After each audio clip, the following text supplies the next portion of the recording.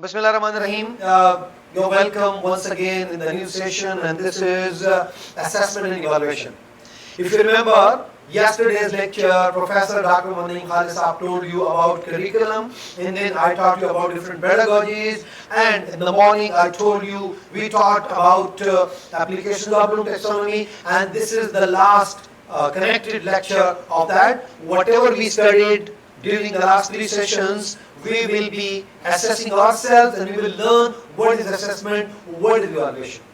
So be focused. This is a short session, but very, very much important one.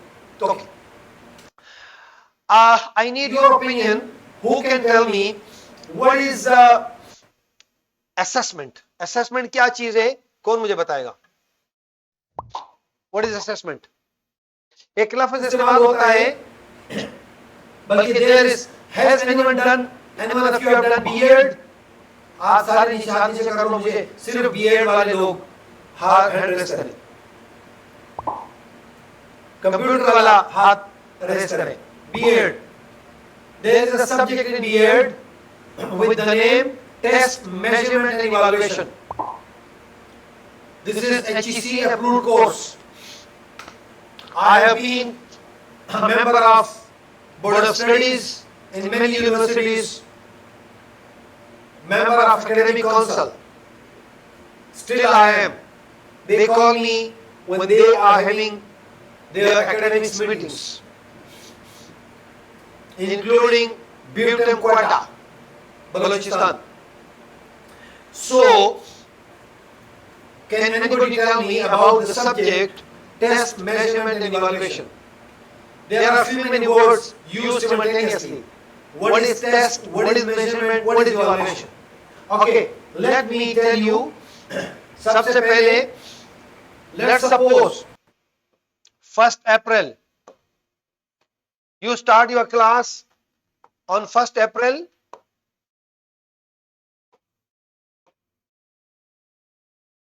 First April को आपकी class शुरू करते हैं आप.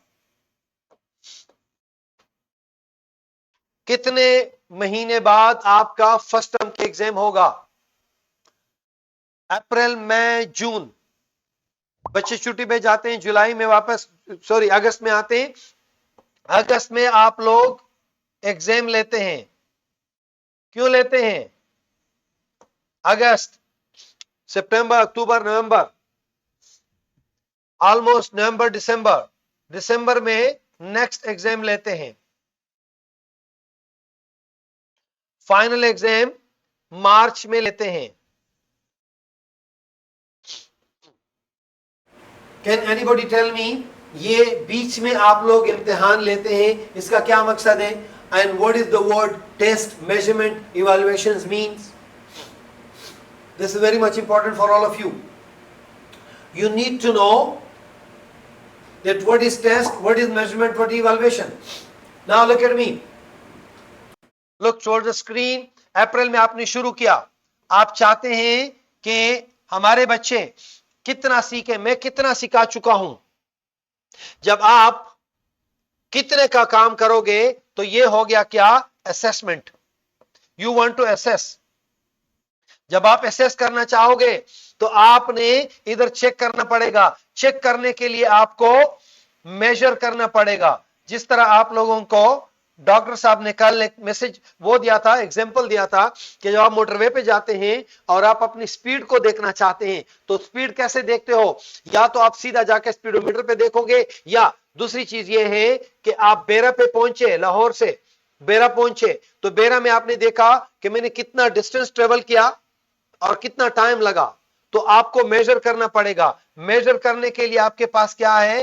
टेस्ट या एग्जाम.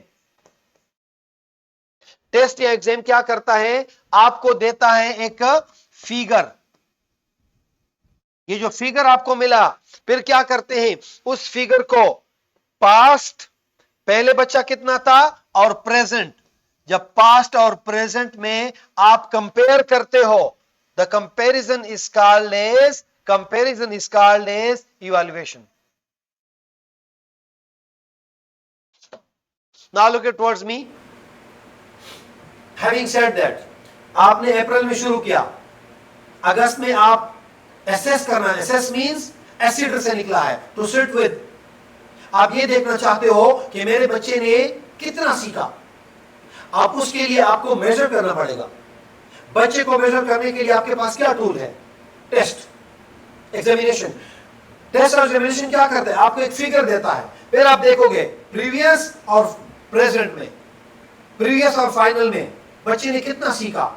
उस दो फिगर की बुनियाद पे, दो फिगर की कंपैरिजन के बुनियाद पे आप इवैल्यूएट करोगे। तो I hope you understood what is assessment, what is evaluation. ये बीच में जो दो अल्फाज इस्तेमाल होते हैं, टेस्ट और मेजरमेंट, ये असेसमेंट का हिस्सा है। हम आगे जाते हैं। सबसे पहले concept of assessment, test, measurement, evaluation, ये हो गया। दूसरा क्या है? Types of assessment. आप लोग बार बार सुनते हो formative assessment, summative assessment. Even federal board से गूंज आती है कि पेपर होगा, फॉर्मेटिव में नहीं होगा, समेटिव में होगा। पहले ये तो सीख जाए खुदा के बंदो कि फॉर्मेटिव क्या होता है, समेटिव क्या होता है। लोगों को ये भी नहीं क्लियर। आगे जाते हैं। फिर टूल्स ऑफ असेसमेंट, अभी जो मैंने आपको बताया, समरी बता दी। आपका टूल क्या है असेस करने के लिए? मेजर करोगे, मेजर करने के लिए टूल क्या है? टेस्ट। आगे जाते हैं। फिर उसमें जो टाइप, पहला फॉर्मेटिव, दूसरा summative assessment, forms of summative assessment, paper setting and rubric development. This is the rubric. This is the most important term we are using. Paper grading according to the rubrics. सबसे पहले assessment, test, measurement and evaluation. Can anybody tell me very quickly what is the difference between test, measurement, assessment and evaluation? And I want Professor Dr. Edmund to interfere over here to tell us and give his opinion about test, measurement, evaluation, assessment and evaluation. Unmute your mic, sir. Professor Edmund, नीचे, left side. Ji sir. Can you hear me? Yeah. Please, sir. How are you? I have some throat problem. In America, most of the assessment, measurement, and evaluation is done in the classrooms. Good. They do the diagnostic, testing, all quiz tests and everything is done in the classroom. They don't have summative tests. Good. Or everything is done according to the quiz, according to the classroom work. Every assessment, level of the understanding of the students is done in the classroom.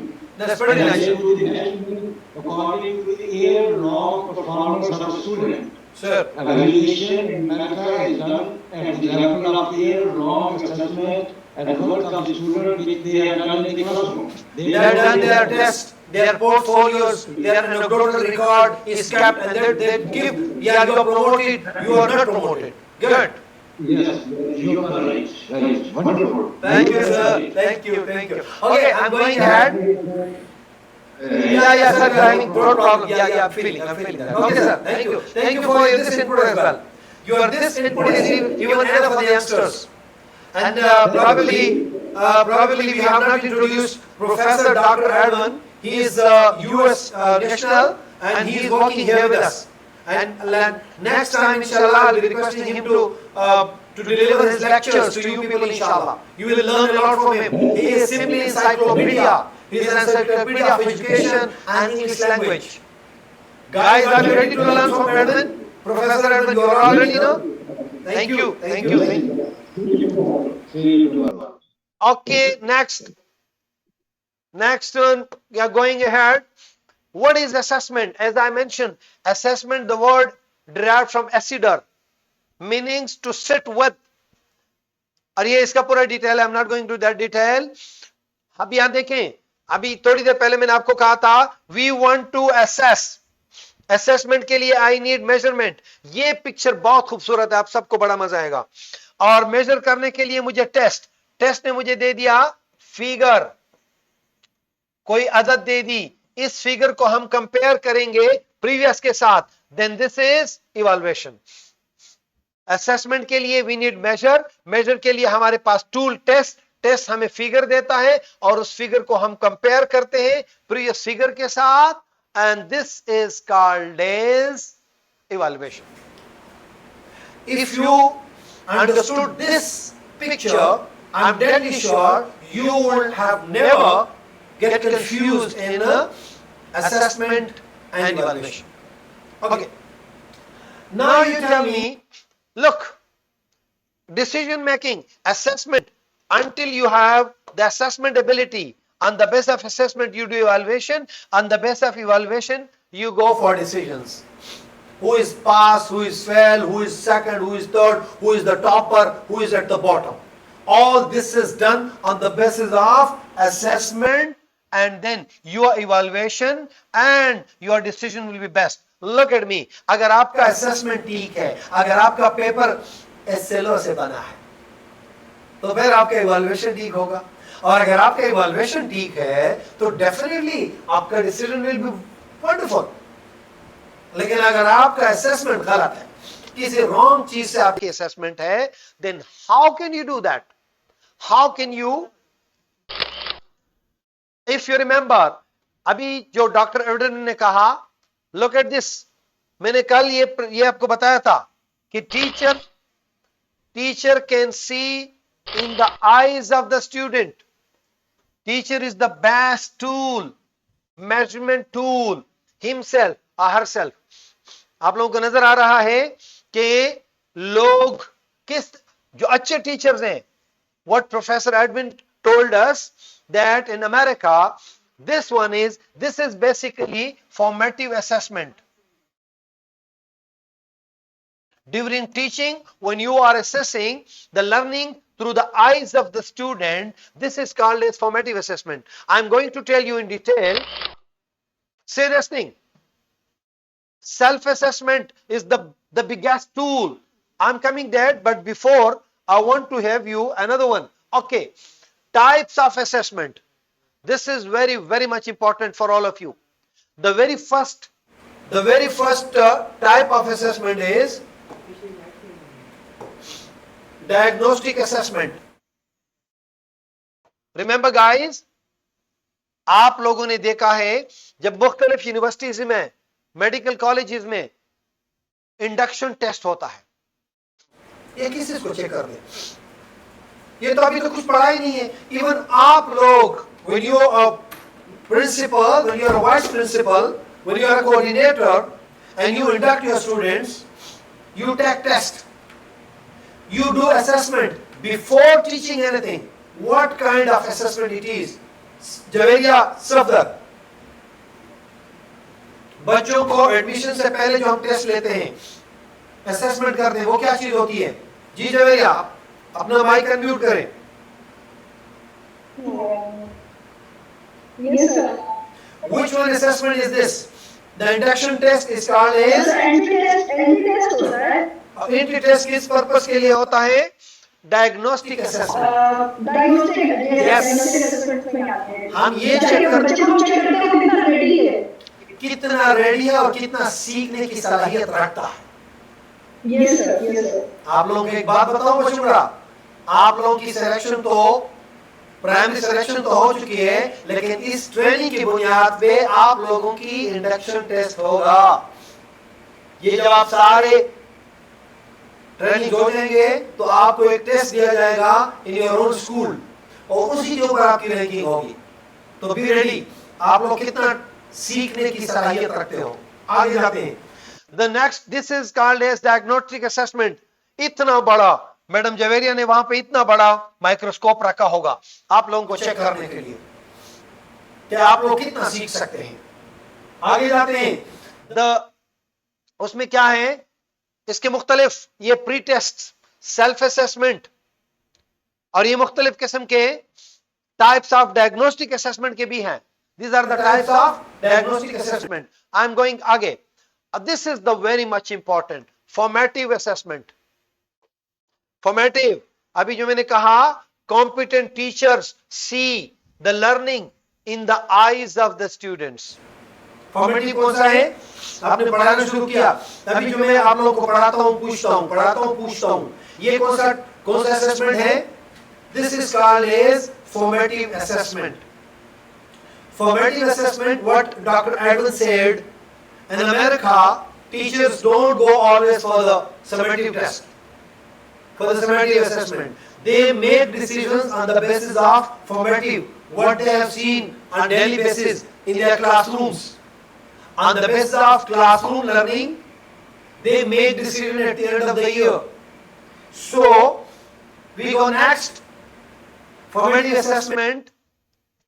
इधर देखें एक लफ्ज मैं यहां पे लिख रहा हूं, सब नोट लिख लें, सब्र करें, सब लिख लें, सबके लिए बहुत इंपॉर्टेंट है. अगले के साथ में फिर लिखूंगा असेसमेंट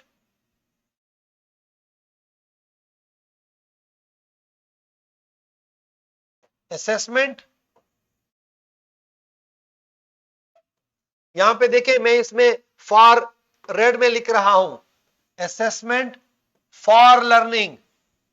ये नोट कर लें, formative assessment is assessment for learning. Summative की तरफ आएंगे तो उस वक्त पे मैं लिखूंगा assessment of learning.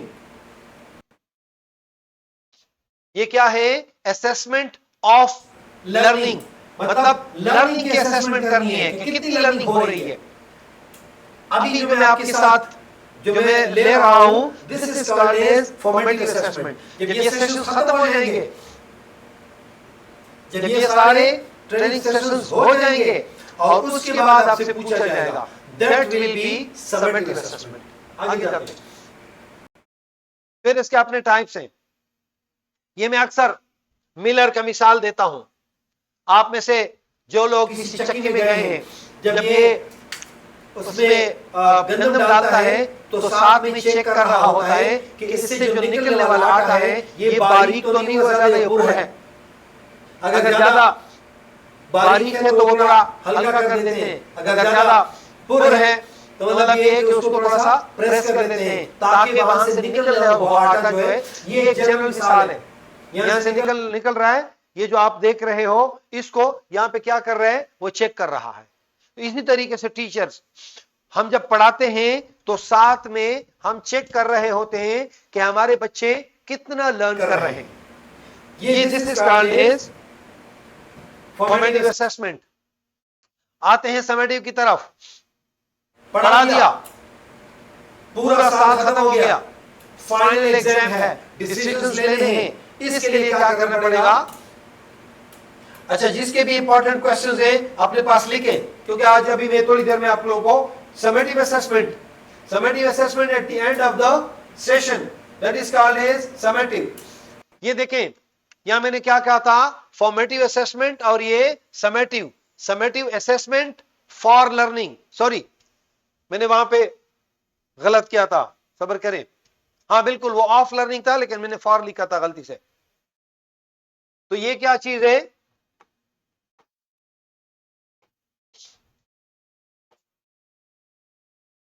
Assessment of learning. Sorry, once again.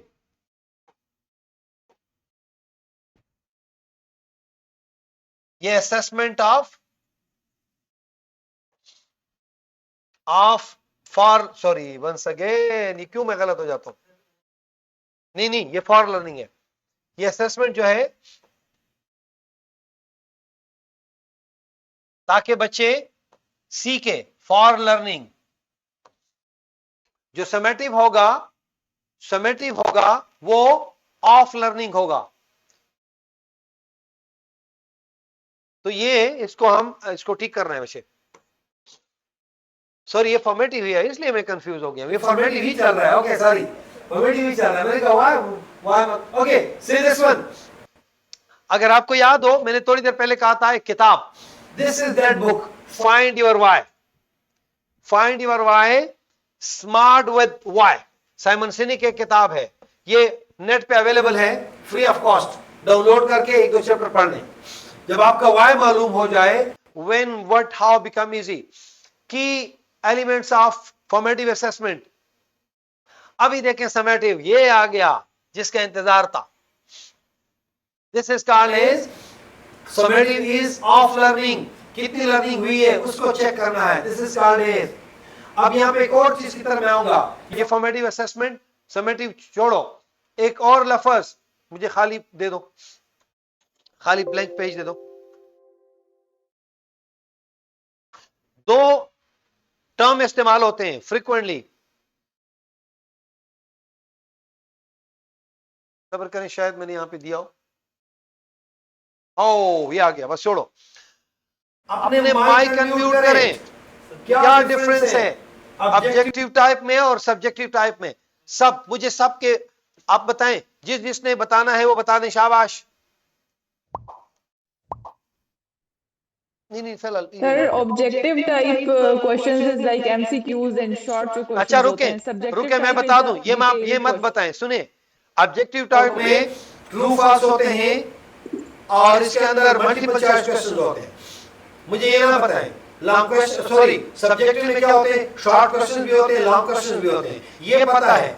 ये मुझे बताएं कि एमसीक्यूज वाले को ऑब्जेक्टिव टाइप क्यों कहते हैं और लॉन्ग लिखने वाले को सब्जेक्टिव टाइप क्यों कहते हैं? शाबाश. Over to the screen. में हम अपना पर्सनल ओपिनियन नहीं दे सकते. जहां पर्सनल ओपिनियन ना दे सके. नहीं दे सकते. सर सब्जेक्टिव में प्रॉपर हमें एक टॉपिक दे दिया जाता है जिसकी हमें डिस्क्रिप्शन लिखनी होती है. शाबाश. बताएं अपना अपना वर्डिक्ट दे, मैं देख लूंगा.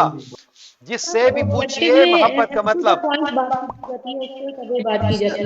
जहां टू द पॉइंट है, अगले दिन मैं आपके स्कूल में आऊंगा और मैं आपसे इंट्रोडक्शन पूछूंगा, तो पूछूंगा ऑब्जेक्टिव इंट्रोडक्शन दो, और जिस दिन मेरे पास ज्यादा टाइम होगा तो मैं बोलूंगा सब्जेक्टिव इंट्रोडक्शन दो. शाबाश. क्या फर्क है दोनों में?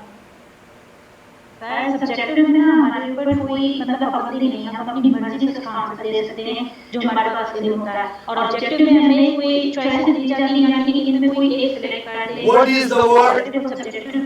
सुनिए बच्चे, what is the word objectivity means? Factual answer. हां बताएं. शाबाश. तू कमा रहे हैं, तू क्या लग जाता है? Objective is factual answer and opinion. Objectivity और सब्जेक्टिव में लाइक डिसलाइक्स आ जाती है. नहीं, मुझे जल्दी बता दे. ये दो फिलोसॉफिकल. सुने बच्चे, ये दो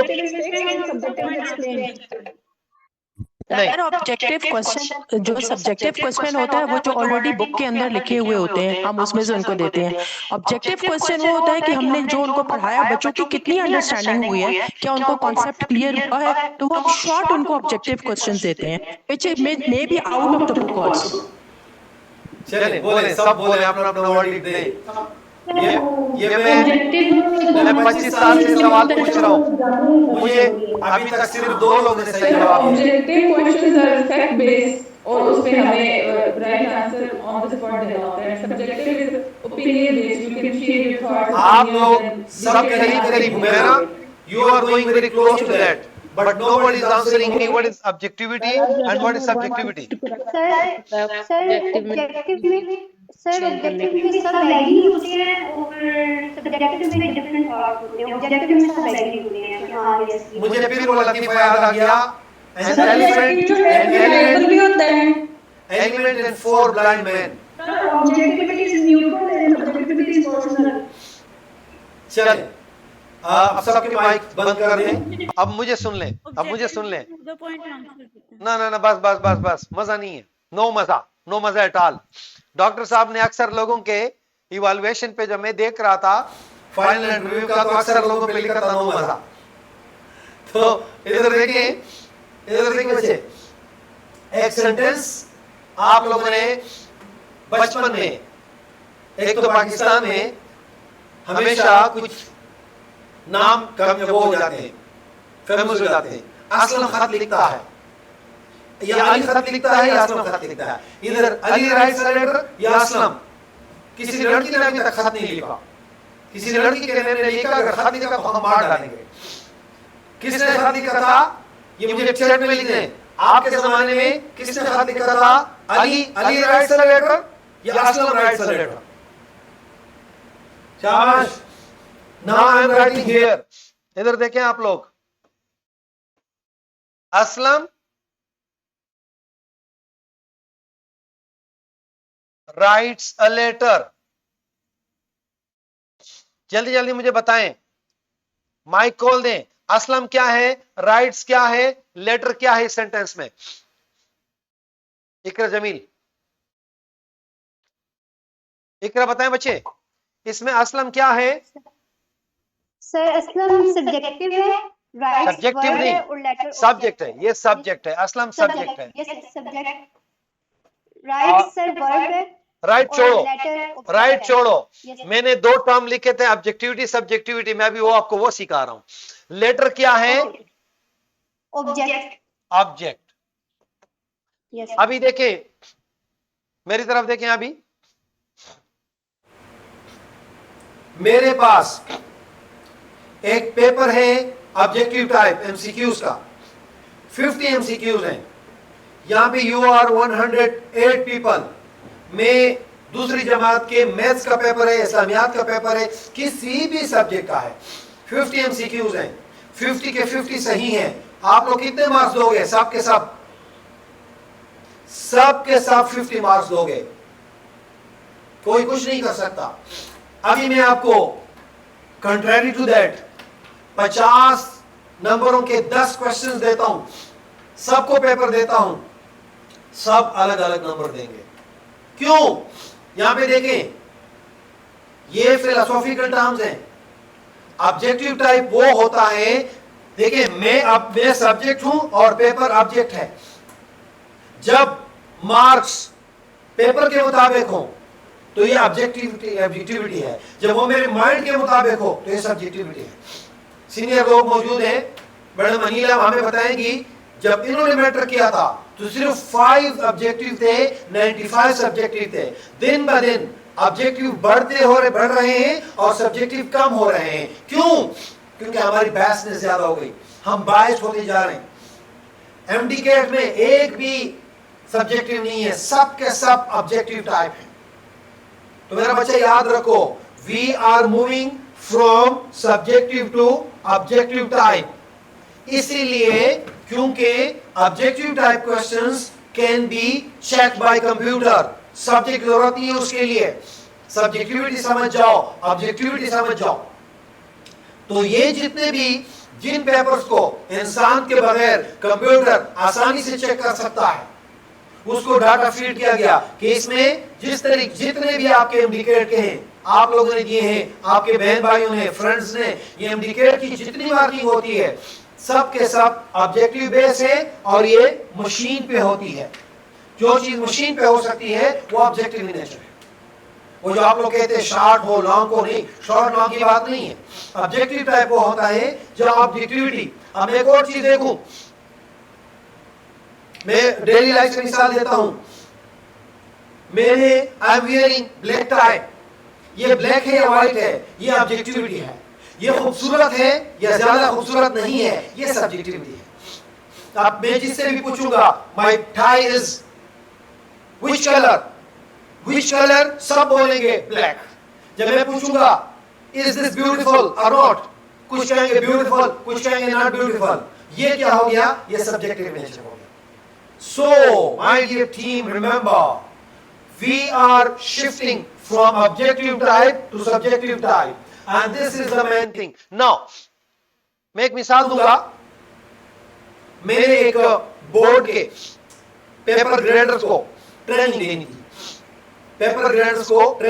थी. ये बात 1.5-2 साल पुरानी है. जब हमने सिलेबस पे काम शुरू किया, उन्होंने बुलाया, यार आप लोग बार बार कहते हो, हमें सिखाओ तो हम ग्रेडिंग कैसे करें. तो मैंने कहा सिंपल सी बात है, you need to come on rubrics. Rubrics पे आपको आना पड़ेगा. ये क्यों नहीं कर रहे यार? तो डबल हो गया ना. अभी मैं रूब्रिक्स की तरह रहूंगा. Look at me. I'm going to a short real story. मैंने बोर्ड वालों से कहा कि मुझे ऐसा पेपर कौन सा है जिसके सारे graders, there are 40 paper grader जानते हैं जो पेपर चेक करते हैं, पेपर सेटर्स और ग्रेडर्स। तो उन्होंने कहा कि इस्लामियात। मैंने एक लॉन्ग क्वेश्चन, 1 लॉन्ग क्वेश्चन और 2 शॉर्ट क्वेश्चंस। लॉन्ग क्वेश्चन के थे 12 मार्क्स और शॉर्ट क्वेश्चंस के थे 2-2 नंबर। तो ये टोटल कितने बन गए? ये बन गए 16 मार्क्स। मैंने उनकी एक पेपर लिया जिससे मैंने जिस पे ग्रेडिंग हुई थी वो हटा दी, और वही बच्चे का पेपर लिया, उसके मैंने 40 कॉपीज कर ली, सारे लोगों को दे दी। मैंने कहा इसकी ग्रेडिंग कर दो। ये सब्जेक्टिव पेपर था। कितने मार्क्स मिलने चाहिए 16 में से? कैन यू इमेजिन कि जो मैक्सिमम मार्क्स थे, मैक्सिमम मार्क्स एक बंदे ने दिए थे 14, दूसरे ने उसी पेपर को दिए थे 4 मार्क्स। जस्ट इमेजिन, वही पेपर वही बच्चा। अभी आप बताएं, अगर आपका पेपर 14 वाले के पास गया तो तुम्हारे तो बल्ले बल्ले, अगर आपका पेपर 4 वाले के हाथ में गया तो फिर तो गया। How to stop it? किस तरीके से इन दोनों को हम करीब ला सकते हैं ताकि दोनों जो असेसमेंट करें वो सेम हो। इसको सेम करने के लिए there is a need of rubrics. इंशाल्लाह इस पे आप लोग काम करोगे मजीद। रूब्रिक्स क्या चीज है? रूब्रिक्स है बेसिकली, रूब्रिक्स ये बताता है कि किस क्वेश्चन को कहां पे आपने कितने मार्क्स देने हैं। ये देखें स्टेप बाय स्टेप। नंबर 1, सबसे पहले जब आप क्वेश्चन बनाते हो तो आपको एसएलओ का पता हो, लर्निंग ऑब्जेक्टिव। जब एसएलओ का पता हो, choose assessment format. Assessment format से क्या मतलब? ऑब्जेक्टिव टाइप बनाना है, सब्जेक्टिव बनाना है। उसके बाद यूज ब्लूम टैक्सोनॉमी, डिफाइन करवाना चाहते हो, डिस्क्राइब करवाना चाहते हो, इलस्ट्रेट करवाना चाहते हो, एक्सप्लेन करना चाहते हो। इसलिए मैंने कहा था कि हम ये देखिए, आपके तीनों पीछे सेशंस कवर हो रहे हैं। आप एसएलओ को भी जानते हो, आप फॉर्मेट को भी जानते हो, आप ब्लूम टैक्सोनॉमी को भी जानते हो। If you don't know about all these, you can never make a good question. आगे जाते हैं। अभी देखें, एक सैंपल हम बनाते हैं, sample question paper for grade 8 science.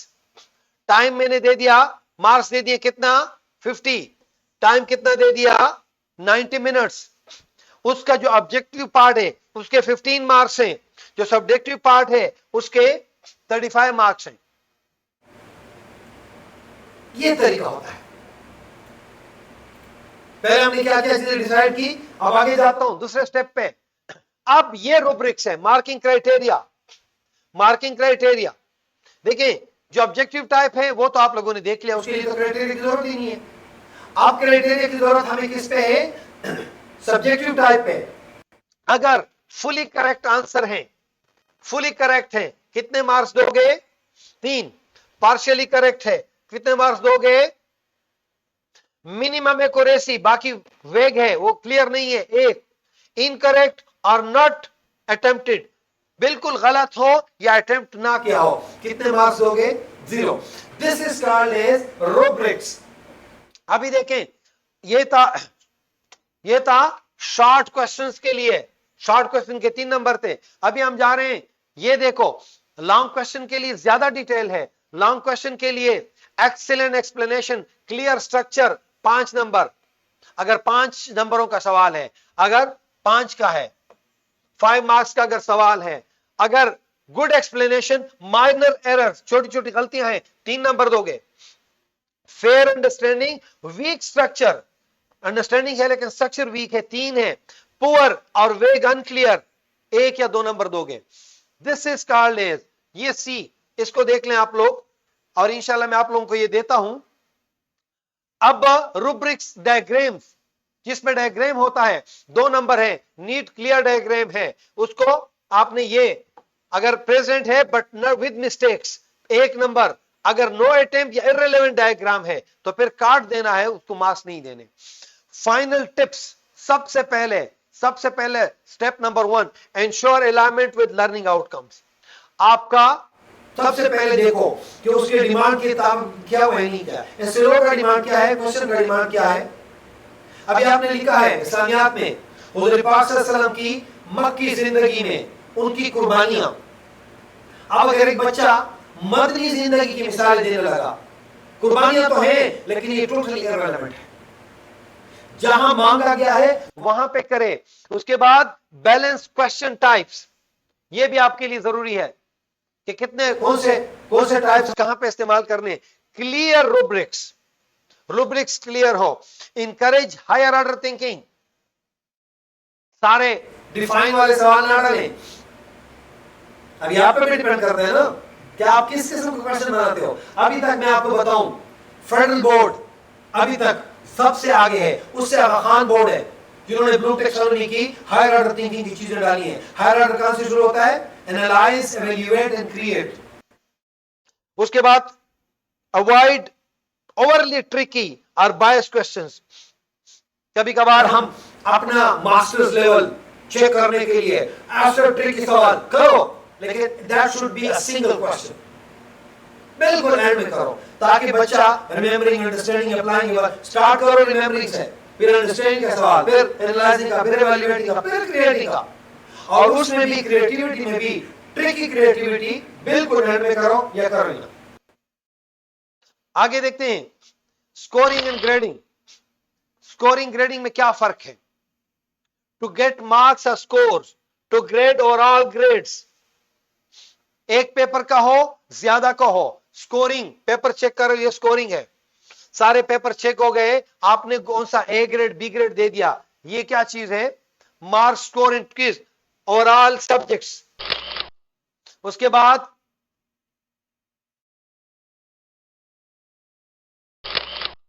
Types, उसको छोड़ देते हैं।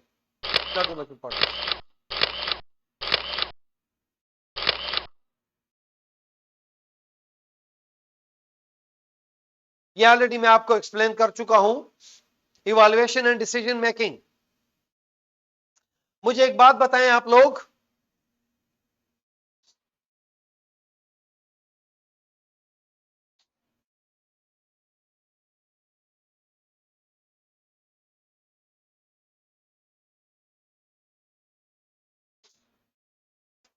जी इस फिगर को देखें आप लोग।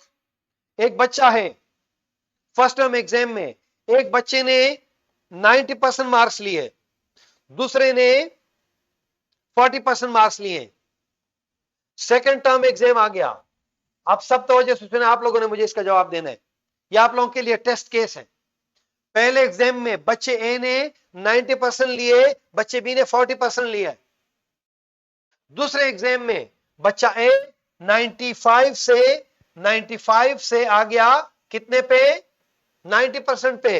दूसरा 40% से चला गया कितने पे, 60% पे। बच्चा ए 90% first term, second term sorry 95 से 90 पे आ गया। बच्चा बी 40% से 60% पे चला गया। आप लोग अवार्ड किसको देते हो, शाबाश। मतलब सेकंड टर्म में एक बच्चा 90 पे है, दूसरा बच्चा 60 पे है, किसको फर्स्ट का इनाम मिलता है, सिदरा ज़हीर कमाई जमीन करो से।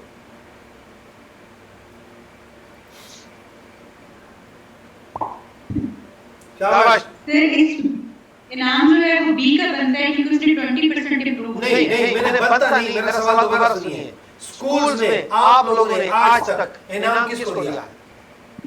सर दिया तो एक हो गया है 90% पे। हाफिजा माहा दस्तगीर, माइक म्यूट करें। आज आप लिखा ना कि eye opening, you are finding some eye opening things over here. Hafiza Maha, बोल बेटा, which one did you give? मिलता है, शाबाश। Sidra, Qayyum.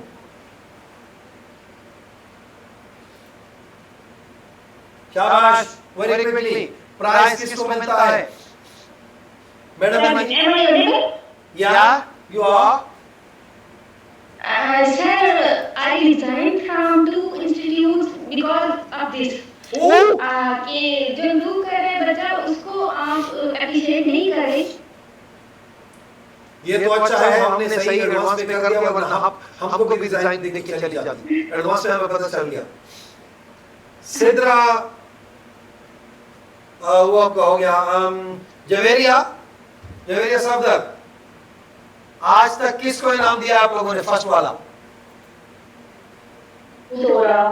अच्छा सर, बेस्ड ऑन अगर परफॉर्मेंस देखा जाए स्टूडेंट ए, लेकिन अगर बेस्ड ऑन इम्प्रूवमेंट देखा जाए आप लोग किसको बेस्ट बना के दिया है? आप लोगों ने किसको इनाम दिया है? सर इम्प्रूवमेंट को बेस नहीं बनाया जाता, परफॉर्मेंस भी बनाया जाता है।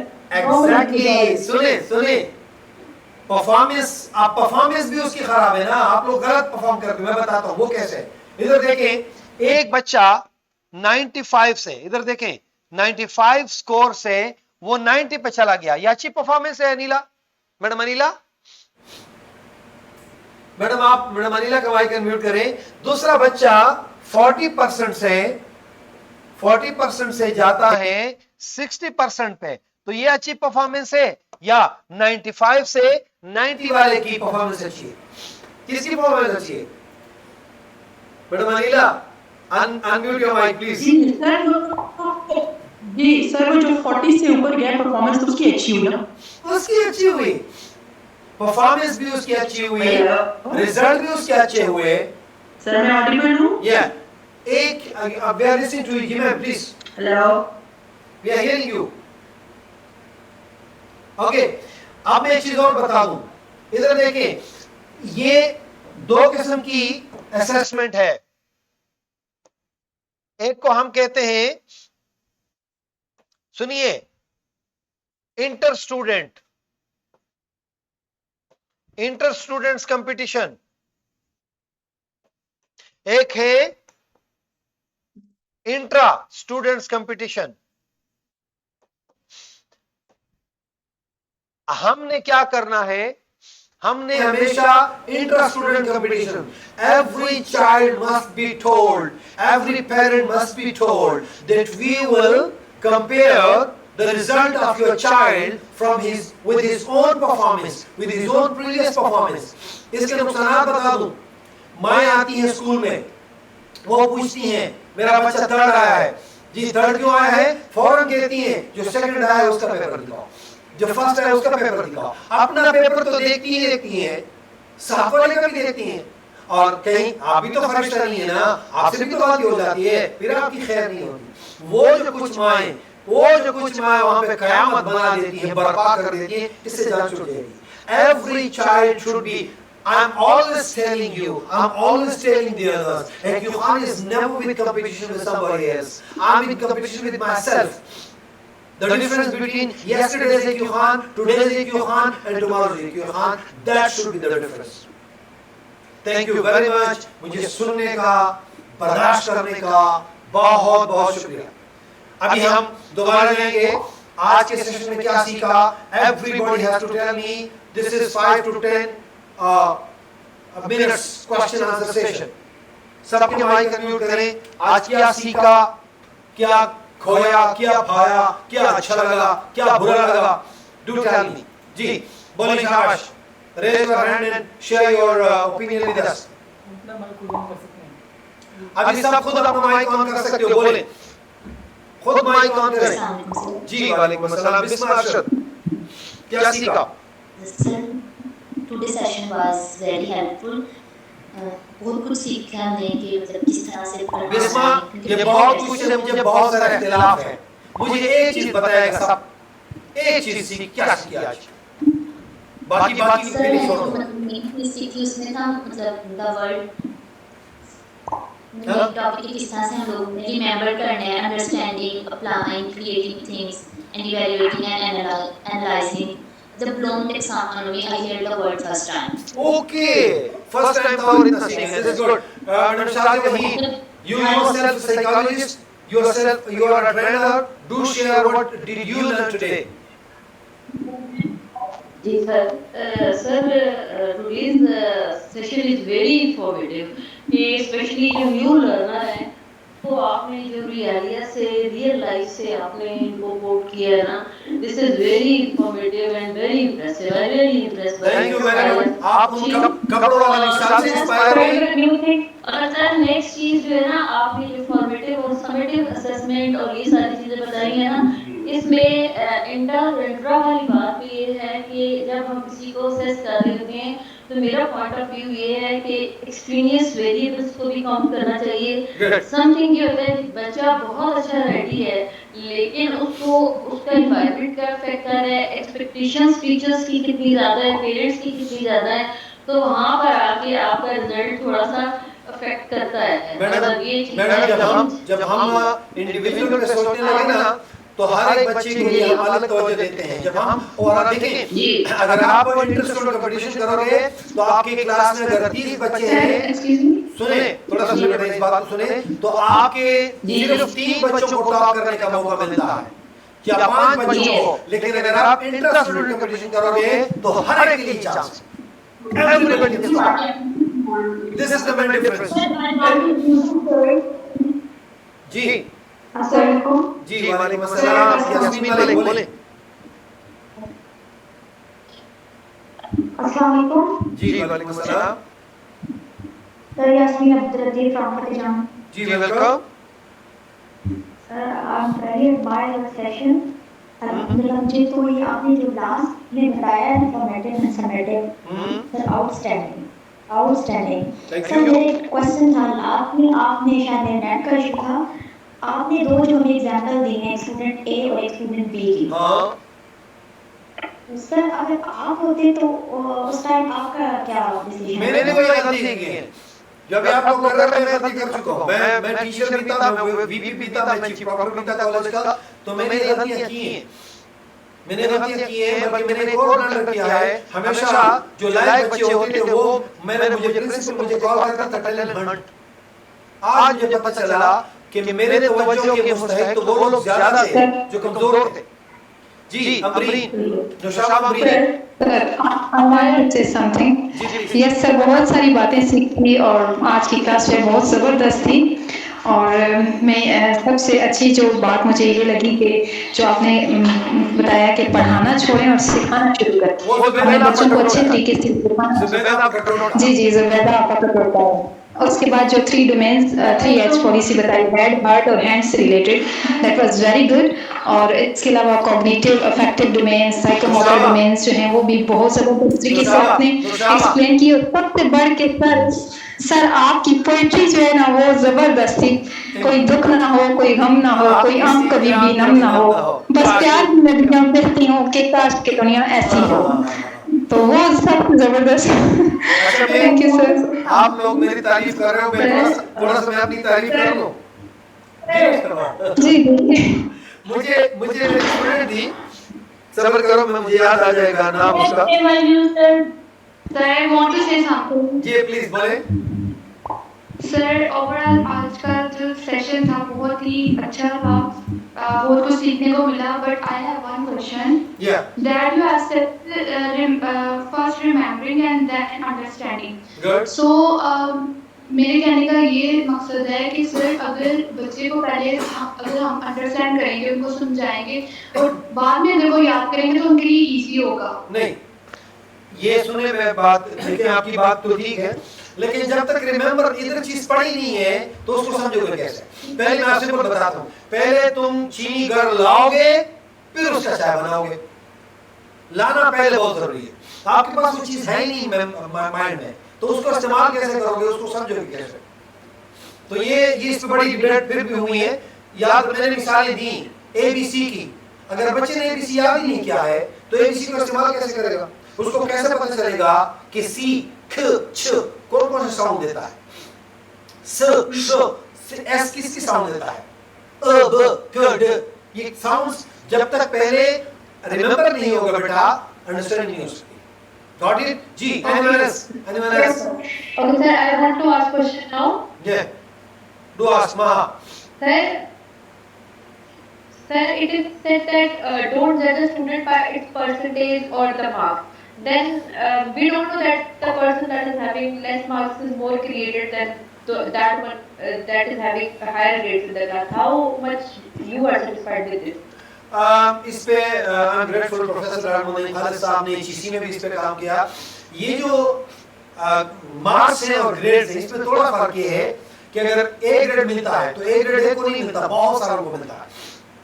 A1 ग्रेड बहुत सारों को मिलता है। वो जो एक बंदे को टॉप पे रखते हैं ना, ये जो स्कूल वाले बिल बोर्ड लगाते हैं, इस चीज में हम पता ही क्या करते हैं, जब हम टॉप पे पहुंचने की कोशिश करते हैं तो हम अनफेयरली इस्तेमाल करते हैं। तो मैं ये समझता हूं कि अगर आपका क्वेश्चन पेपर ठीक है, आपका असेसमेंट ठीक है, मैंने क्या कहा, a good assessment can give you a good evaluation, a good evaluation can give you a good decision। ये हम सब किस लिए कर रहे हैं? उस दिन मैं और डॉक्टर साहब कहीं जा रहे थे, तो ये जब सिलेबस एग्जाम की बात हो गई तो डॉक्टर साहब के बेटी ने कॉल की कि बाबा ये तो अगर आप लोग कर रहे हैं तो ये तो इस पे तो नुकसान हो जाएगा, बच्चों के मार्क्स डाउन हो जाएंगे। डॉक्टर साहब ने कहा बेटा हमारा कौन सा मुकाबला है इंडिया के साथ नंबरों में, ये असेसमेंट है, ये डायग्नोसिस है। मुझे पता चले, मेरे बच्चे को पता चले, पेरेंट्स को, इस कौम को पता चल जाए कि हमने बच्चे किस लेवल के बनाए हैं, ताकि वो गलतियां हम सीखे। ये टेस्ट का बुनियादी मकसद क्या होता है? डायग्नोसिस है। अल्लाह ना करे, एक मिसाल और दूंगा, बच्चा बीमार हो गया, डॉक्टर ने उसके लिए ब्लड टेस्ट लिखा, बाप ने कहा ये बच्चे से तो खून निकालना मुश्किल है, और उसने लेबोरेटरी वाले को कहा कि मेरा खून निकाल दो, इससे खून मत निकालो, और उसने सिरिंज भर दिया और वालिद का ब्लड निकाला, उसका टेस्ट किया, उसका रिजल्ट आ गया। अब डॉक्टर वालिद के ब्लड टेस्ट पे बच्चे को दवाई लिख दे? नहीं। मेरा बच्चा come forward, you can play a vital role for making good decisions। curriculum सुने is the shortest possible way for progress of a nation। जब अच्छी और उसके लिए diagnosis assessment is the most important thing। सही असेसमेंट होगी तो हम सही इवैल्यूएशन करेंगे, सही इवैल्यूएशन होगी तो हम बेहतरीन फैसले करेंगे अपने कौम के लिए, अपने जी।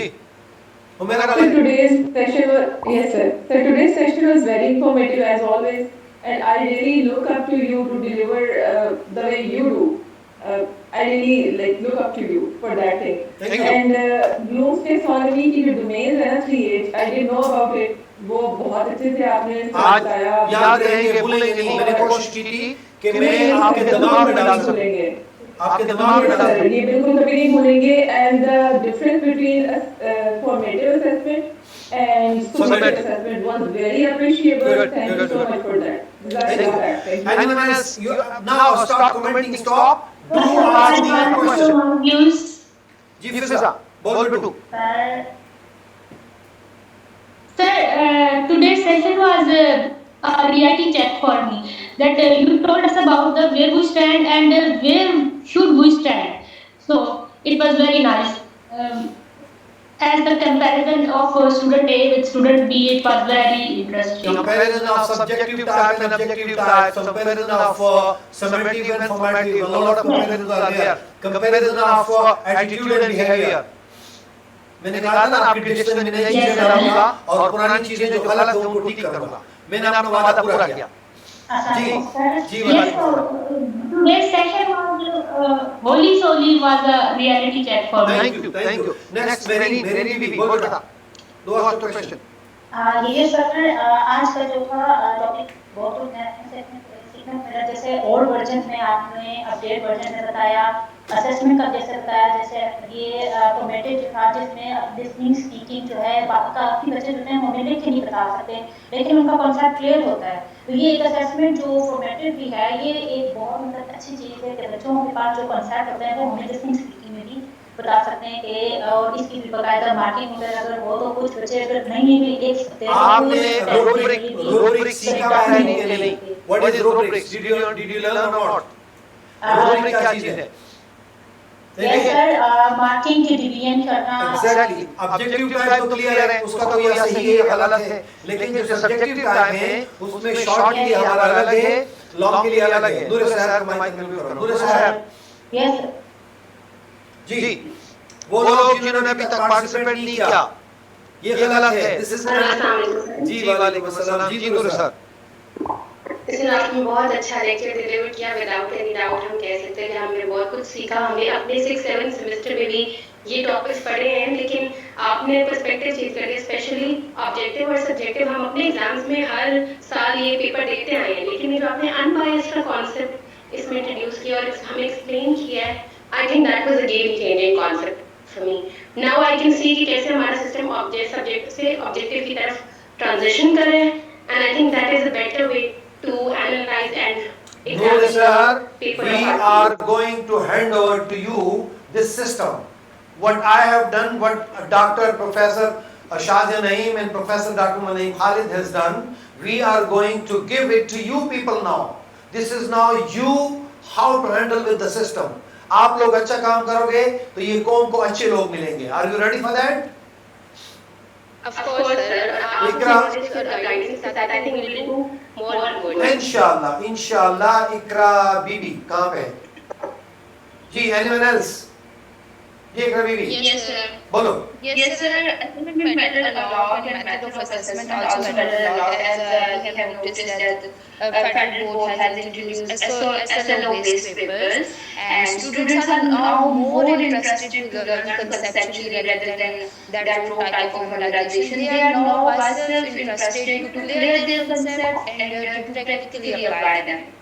जी, मैडम शाज़िया वहीद, मैं आपको बताऊं बेटा, ये इस जिसका जो आगाज है 2015 से, डॉक्टर साहब एक ही बात कर रहे हैं, अपना एग्जामिनेशन सिस्टम सही करो, हम दुनिया की किसी कौम से पीछे नहीं हो सकते। हमारा सबसे बड़ा जो ब्लंडर है वो हमारा एग्जामिनेशन सिस्टम है, बायसनेस है, हम चुपने की कोशिश करते हैं, हम आगे आ नहीं सकते।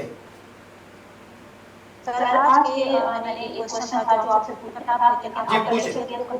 अच्छा, कंफ्यूजन, थैंक यू। आपने वेद का जैसे कॉन्सेप्ट किया, विजुअल ऑडिटरी और ये जो हैप्टिक था, इसमें मैं ये आपसे क्वेश्चन पूछना चाहती हूं, मतलब हमें कैसे पता चलेगा कुछ विजुअल लर्नर है, कुछ ऑडिटरी है? ये आप लोगों ने एक्टिविटी कर ली ना? ये जो ब्लूम टैक्सोनॉमी, हां जी, ये जो ब्लूम टैक्सोनॉमी में आपने कहा कि इसमें विजुअल मतलब आ जाती है, सब आता है, आ जाती है और रिलेशन है, ये बेसिक कंफ्यूजन जो थी मैंने आपको पूछा था, यही नहीं क्लियर कुछ। थैंक यू जी। Anyone else?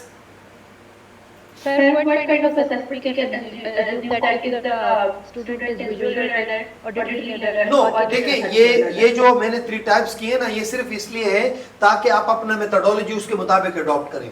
हम क्या करते हैं, हम सिर्फ बोलते हैं, प्लीज इनको विजुअल के लिए भी काम दो। इंशाल्लाह ये चीज हम आपके साथ शेयर करेंगे। इनको आपस में, इनको इंटरेक्ट करने के लिए काम दो। ये जो अटैक पे हम लोगों को ला रहे हैं, हमारा मकसद यही है। अभी तक 35 मिनट की क्लास होती है, टीचर 35 के 35 मिनट बोलता है, गलत है। अभी इंशाल्लाह नेक्स्ट हम दोबारा प्रेजेंटेशन देंगे, अब सिमुलेशन पे होगा, टीचर क्लास में खड़ी होगी, सब कुछ बच्चे खुद अपनी आंखों से देखेंगे, सिर्फ ऑडिटरी लर्नर नहीं होगा, विजुअल लर्नर होगा। फिर उनको एक्टिविटी दी जाएगी, वो अपने हाथ से करेंगे, ताकि हम तीनों लर्नर को इवनली हम उनको अपने साथ अनबोर्ड लेके जा सकें। जी Okay, sir. जी, एनीवन एल्स? सर, जी जी, yes sir, yes sir, no sir, एक ड्रामा था, यस सर, नो सर, बोलो। सर, मैं ये कहना चाहती थी कि जब ये हमारा कहा जाता है ना कि पेपर आउट ऑफ कोर्स है, इस दफा जो है गेट का पेपर आउट ऑफ कोर्स है, तो यहाँ पर जो आज आपका लेक्चर है, इससे हर चीज क्लियर होगी। एग्जैक्टली, वो आउट ऑफ बुक होता है, आउट ऑफ पेपर नहीं, आउट ऑफ कोर्स नहीं होता।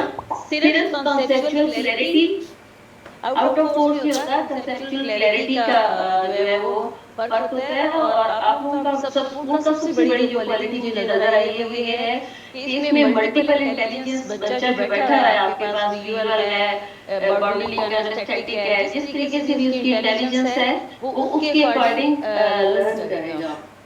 मैडम ने एक और लफ्ज़ छेड़ा है, वो इंशाल्लाह हावर्ड गार्डनर की मल्टीपल इंटेलिजेंसेस का उन्होंने जिक्र किया, वो भी इंशाल्लाह हम करेंगे। इस वक्त तो मैंने सिर्फ 3 टाइप्स ऑफ लर्नर बता दिए, अगले सेशंस में हम पूरा डिटेल से जाएंगे इंशाल्लाह। जी, एनीवन एल्स? कोई क्वेश्चन? अभी कमेंट नहीं, कमेंट नहीं लूंगा, क्वेश्चन लूंगा। ज़ैनब? सर, जैसे हमने स्टार्ट में बोला था, डिस्कस किया था जी जी बोले। सर के पेरेंट्स अपने बच्चों को स्कूल में भेजते हैं कि ठीक है उनका नॉलेज है, स्किल है, कॉन्फिडेंस है, लेकिन सर जब एक बच्चा मैट्रिक कर लेता है तो सर आपको नहीं लगता तब पेरेंट्स का भी माइंड चेंज हो जाता है, वो हो जाता है कि इसको हम इंजीनियरिंग करवाएं। अभी पेरेंट्स को अंदाजा हो जाएगा बेटा। सुने बेटा, मैं आपको बता रहा हूँ, पैसा, चलो मैं पैसा के लिए ही बात करता हूँ। पैसा अब रटे से नहीं आएगा, बेटा अब नंबर लोन से नहीं आएगा, पैसा स्किल से आएगा, ठीक है। और ये सारी चीजें, दुनिया चेंज हो गई है, हम नहीं चेंज हो रहे वाली बात है, हम खुद को धोखा दे रहे हैं। आप लोग, सबसे पहले मैंने बात कहां से शुरू की थी? I read about 51 personalities. इन सब में कॉमन चीज क्या है? They are all early risers. किसी भी वक्त सुबह 5 मिनट के टाइम पे आपको मीटिंग का बोला जा सकता है। आज भी बहुत सारे लोग नहीं थे। So be ready every time. Go to bed early, get up early in the morning. If you want to rise before sunrise. करेंगे इंशाल्लाह। Thank you very much. कल वाली बात, रिक्वेस्ट और धमकी, पहले रिक्वेस्ट है पहले धमकी। वही रिक्वेस्ट दुआ में याद रखें, वही रिक्वेस्ट दुआ में याद रखें, वही धमकी तुम लोग अगर भूल गए तो मैं खुद याद आ जाऊंगा। जीते रहें, खुश रहें, चमकते रहें। अल्लाह हाफिज।